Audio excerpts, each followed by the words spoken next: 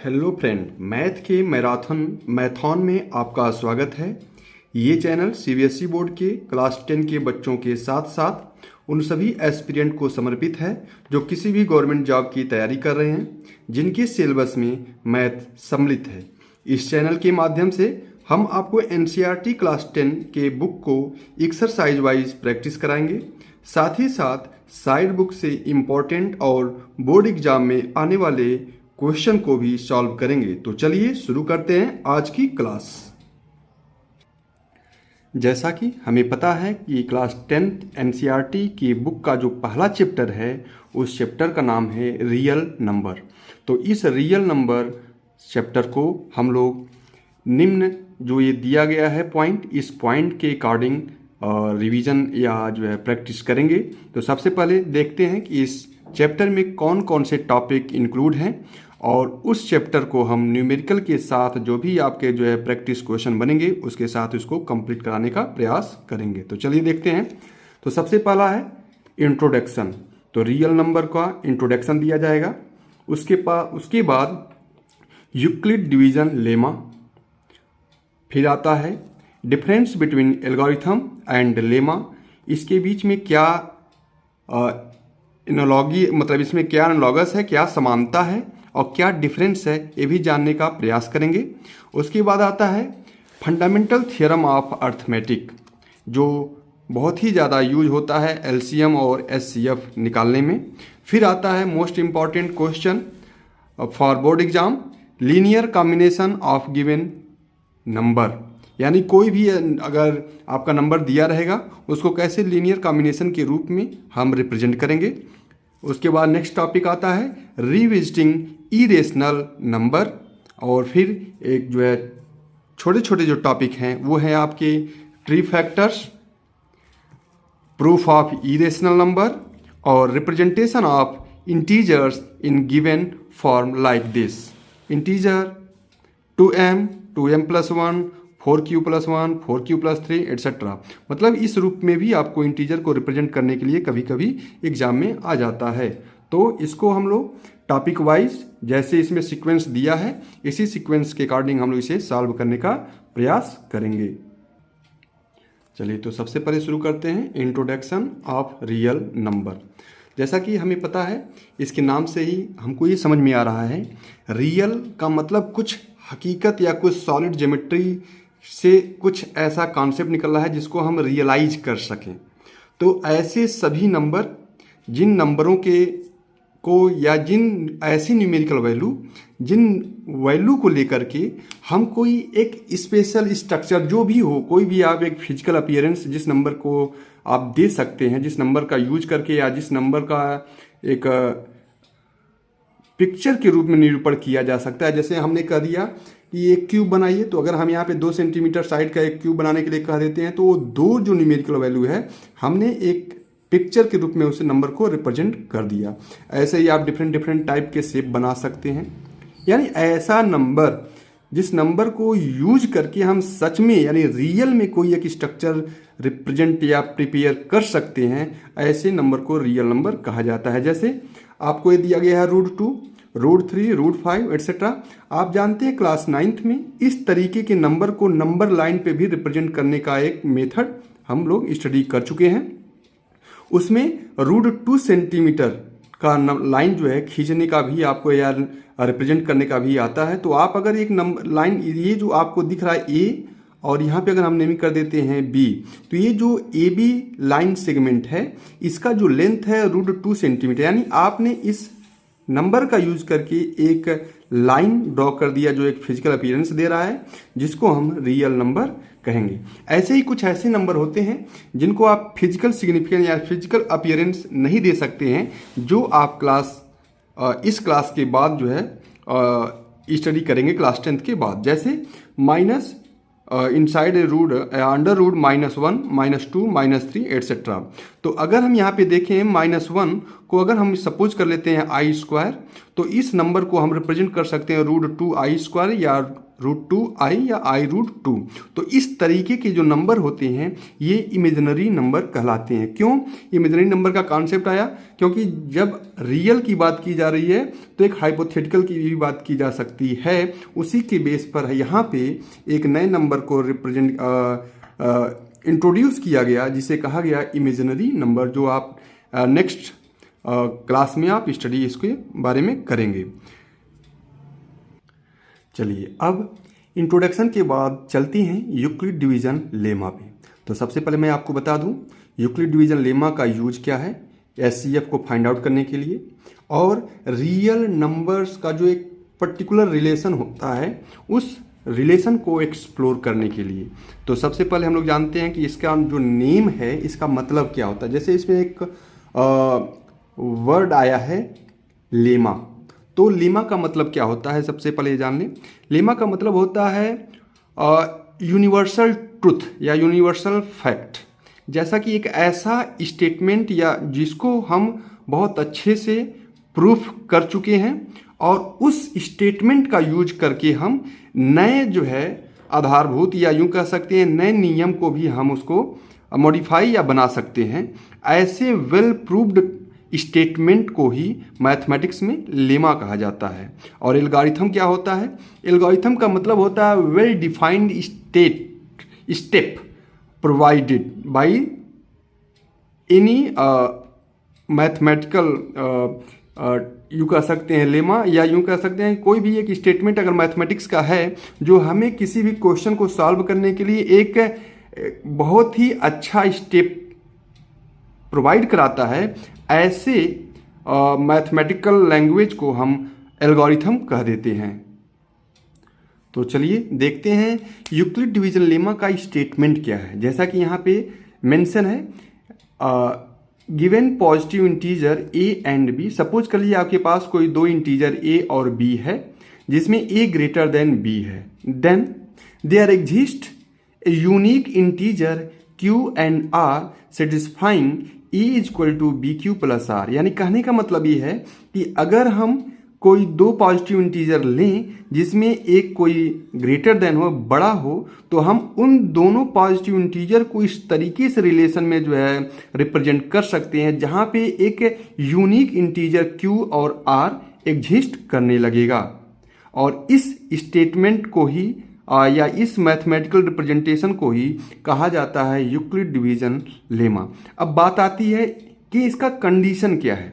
तो सबसे पहले आप ये हमेशा याद रखेंगे कि ये एग्जाम में भी आपको एमसीक्यू के रूप में भी सामने आता है कि उसका कंडीशन क्या है। तो कंडीशन में ये जो आपको less than or equal to और लेस देन जो or greater than or equal to ये जो दिख रहा है यहाँ पे, इन्हीं में से किसी एक को जो है greater than or equal to कर देगा या दोनों को greater than or less than कर देगा। तो ऐसे कई उसको जो ऑप्शन बना देता है जिसमें बच्चे कंफ्यूज हो जाते हैं। तो आप इसमें कंफ्यूज मत होइएगा। तो पहला कंडीशन क्या है? ए ग्रेटर देन बी होना चाहिए। और सेकेंड कंडीशन जो मोस्ट इंपॉर्टेंट कंडीशन इसका है कि r greater than or equal to 0 and less than b होना जरूरी है। अब बात कर लेते हैं कि अगर हम इसे पढ़ रहे हैं तो इसका यूज क्या है। तो जैसा कि हमने आपको शुरुआत में ही कह दिया है कि यूक्लिड डिवीजन लेमा का यूज हम HCF highest common factor find out करने के लिए करते हैं। और इसका एक लिमिटेशन भी है कि अगर कोई हमारे पास जो इंटीजर हैं वो बहुत बड़े इंटीजर हैं तब वहाँ पे यूज करना हमारे लिए ये थोड़ा सा प्रॉब्लम क्रिएट करता है। इसलिए हम दूसरे मेथड को भी समझने का प्रयास करते हैं। यानी यूक्लिड डिवीजन लेमा के बाद भी एक और मेथड हम पढ़ेंगे जिसमें हम HCF और LCM दोनों फाइंड आउट कर सकते हैं। इससे सिर्फ और सिर्फ आप HCF ही फाइंड आउट कर सकते हैं। चलिए अब देखते हैं यूक्लिड डिवीजन लेमा का यूज करके कैसे HCF फाइंड आउट किया जा सकता है। जैसा कि यहाँ लिखा है, आपको दिख रहा होगा यूक्लिड डिवीजन एल्गोरिथम। हम लेमा की जगह अब एल्गोरिथम यूज कर दिए। क्यों?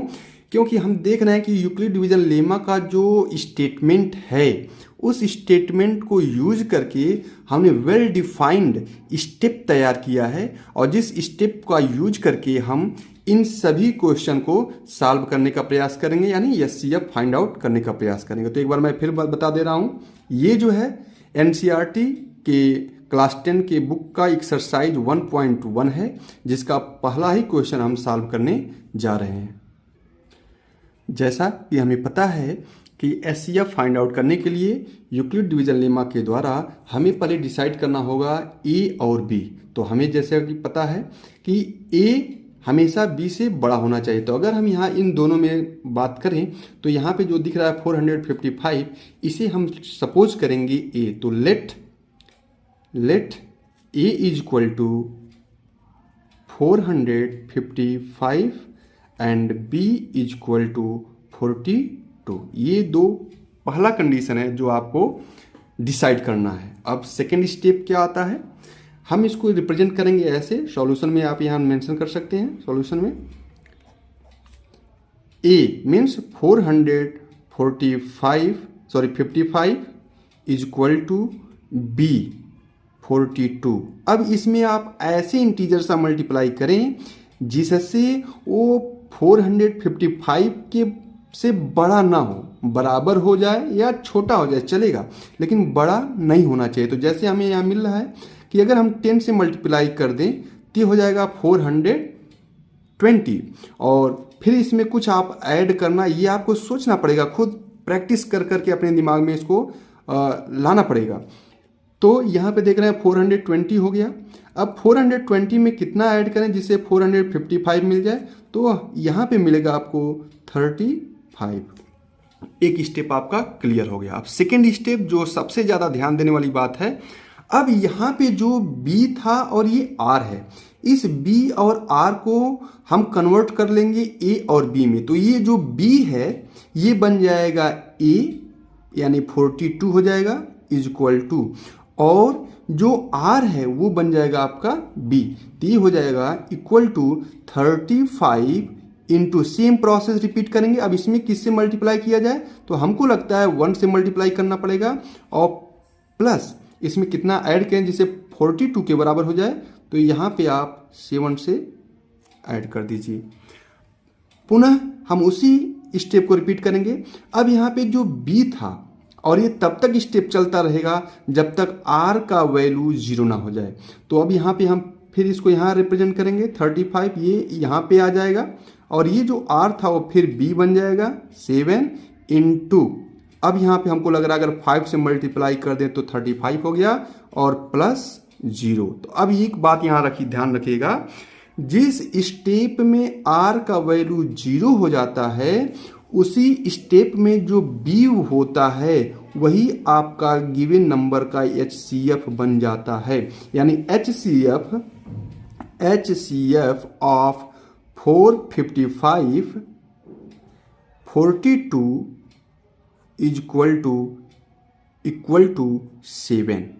ये आंसर है आपका। तो एक आपको कल सॉल्यूशन मिल गया। आई होप समझ में आया होगा आपके। चलिए अब बात कर लेते हैं इसके सेकंड पार्ट का। तो यहाँ पे भी आपको सबसे पहला स्टेप है डिसाइड करना ए और बी क्या होगा। तो हमने कहा जो बड़ा होता है वो ए है, जो छोटा होता है वो बी है।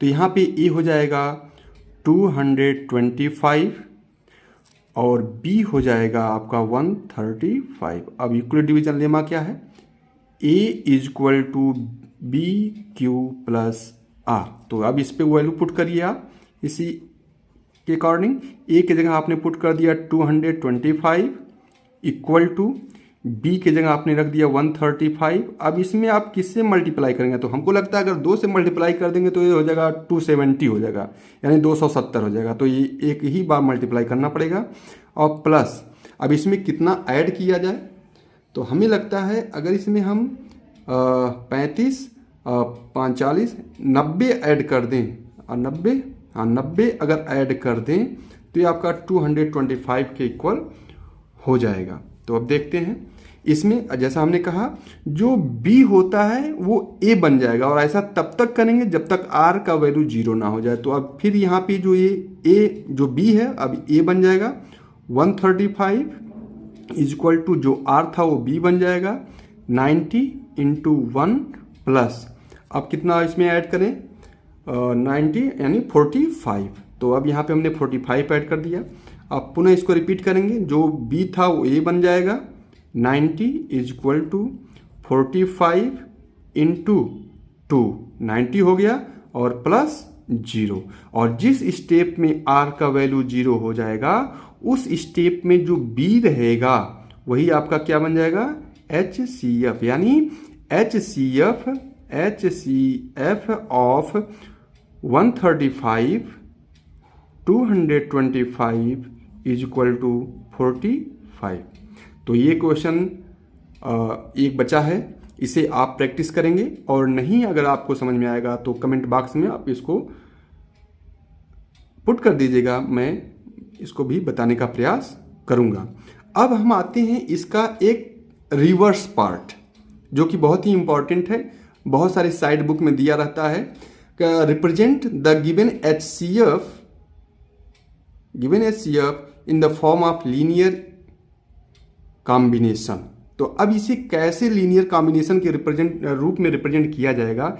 कोई भी दो नंबर है, इस नंबर के द्वारा जो हमें HCF मिलेगा उस HCF को हमें इन दोनों नंबर के टर्म में लीनियर कॉम्बिनेशन के रूप में रिप्रेजेंट करना है, जिसपे बहुत ही अच्छे अच्छे क्वेश्चन बनते हैं, उसको भी हम अभी देखेंगे। चलिए अब देखते हैं कि किसी भी गिवन नंबर की HCF को उसी नंबर के लीनियर कॉम्बिनेशन के फॉर्म में कैसे रिप्रेजेंट करते हैं। तो ये बहुत ही आसान है, आपको कुछ भी नहीं एक्स्ट्रा सोचना है। कैसे, जैसे सपोज कर लीजिए इसी क्वेश्चन में, जैसा कि हमने आपने बताया कि हमारे पास दो जो है नंबर थे, जिसमें आपका एक था जो है 455 और दूसरा था 42। इसके द्वारा जो इनका जो HCF मिला है उसी HCF को सपोज कर लिए हमें लीनियर कॉम्बिनेशन के रूप में रिप्रेजेंट करना है। तो अब देखिएगा क्या स्टेप फॉलो करेंगे। तो जिस स्टेप में 0 आया है उस स्टेप को छोड़ दीजिए, उसके बाद वाले ऊपर वाले स्टेप में आप देखेंगे कि HCF आपको 7 दिख रहा है। बस यहीं से आप अपना रिवर्स प्रोसेस शुरू कर देंगे। तो सबसे पहले यहाँ से हम कहें आपको 7 इक्वल टू कितना होगा, तो आप इस चीज़ को मॉडिफाई करके आप इस रूप में रिप्रेजेंट कर सकते हैं। 7 equal to 42 minus 35 into 1। I hope आपको समझ में आ रहा होगा इस स्टेप से हमने ये कैसे पाया। अब देखते हैं, हमें अपने दिमाग में ये हमेशा सोचते रहना है कि हमें दो नंबर ही चाहिए, बस दो नंबर, वो भी कौन कौन, 455 और 42। जैसा कि हमें यहाँ दिख रहा है 42 तो आ गया लेकिन 455 नहीं आया। अब उसके लिए भी जुगाड़ है, रास्ता है। क्या है, अब इसके ऊपर वाले स्टेप में जाते हैं। तो अगर हम जैसे यहाँ 7 का वैल्यू निकाले हैं, ऐसे अगर हम आपसे कहें 35 का वैल्यू निकालिए, तो 35 का वैल्यू आप कितना पाएंगे जरा देखिएगा। 42 माइनस 35 की जगह आप पुट कर सकते हैं कितना, 455 माइनस 42 इंटू 10। क्या हम सही हैं, और इंटू 1, ये वाला 1 यहाँ पे है। अब इसे हम थोड़ा सा सॉल्व करते हैं, देखते हैं कहाँ तक चलता है स्टेप ही।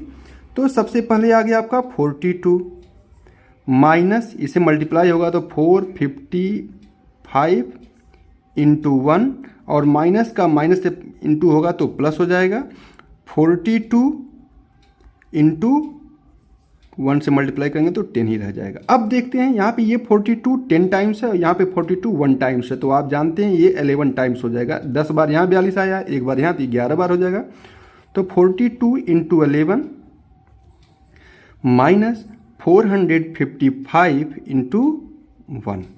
अब देखते हैं इसको और आगे कैसे मॉडिफाई किया जा सकता है। यहाँ सपोज कर लेते हैं, क्योंकि हमें लीनियर कॉम्बिनेशन का मतलब ऐसे वेरिएबल के रूप में रिप्रेजेंट करना है जिसका पावर या डिग्री 1 हो। तो यहाँ अगर सपोज करते हैं, let 11 is equal to x and -1 is equal to y. तो हमें क्या मिलता है, 7 इज इक्वल टू 42 की जगह 42 हो गया, एक्स 11 की जगह, और -1, ये माइनस इसके साथ चला गया तो यहाँ आ जाएगा प्लस, ये माइनस यहाँ पे प्लस हो जाएगा क्योंकि ये इसके साथ चला गया। अब ये बचेगा आपका 455 इंटू वाई। ये आपका लीनियर कॉम्बिनेशन है। कभी कभी ऐसे आपका रिलेशन दे दिया जाता है जिसमें एक्स वाई का वैल्यू पूछ लेता है, ऐसे दे देगा कि if 7 is a HCF of 42 and 455, then find x and y। ऐसा भी क्वेश्चन आपके एग्जाम में मिल सकता है। तो ये रहा यूक्लिड डिवीजन लेमा का यूज कि HCF कैसे फाइंड आउट कर सकते हैं, लीनियर कॉम्बिनेशन के रूप में कैसे रिप्रेजेंट कर सकते हैं। अब इसका लिमिटेशन हमने बताया कि अगर कोई बहुत बड़ा बड़ा नंबर दे दिया जाए तो आपको ये जो सोचना पड़ रहा है कि किससे मल्टीप्लाई करें, कितना जोड़ें, यही थोड़ा सा दिक्कत होने लगता है, जिसके नाते एक नए मेथड का भी डिस्कवर किया गया, इन्वेंट किया गया, जिससे हम HCF और LCF दोनों फाइंड आउट कर सकते हैं। लेकिन इससे हम सिर्फ और सिर्फ HCF ही फाइंड आउट कर सकते हैं, वो भी छोटे छोटे नंबर का। तो आई होप आपको यूक्लिड डिवीजन लेमा का ये टॉपिक अच्छे से समझ में आया होगा। अगर आपको यूजफुल लगता है वीडियो तो आप लाइक, शेयर और सब्सक्राइब जरूर करें। आज के लिए बस इतना ही। धन्यवाद।